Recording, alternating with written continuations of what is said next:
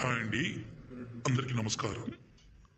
ఇక్కడ కనిపించేది powerful original తాండా మరుగుమందు.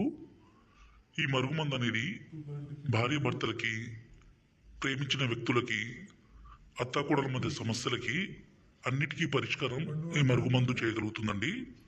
ఏ విధంగా అంటే, ఈ మరుగుమందుని మనం ఇష్టపడ్డ వ్యక్తికి అన్నంలో కానీ, కర్రీస్లో కానీ, జ్యూస్లో కానీ, కూల్ డ్రింక్స్లో కానీ, స్వీట్లో కానీ కలిపి ఇవ్వచ్చు.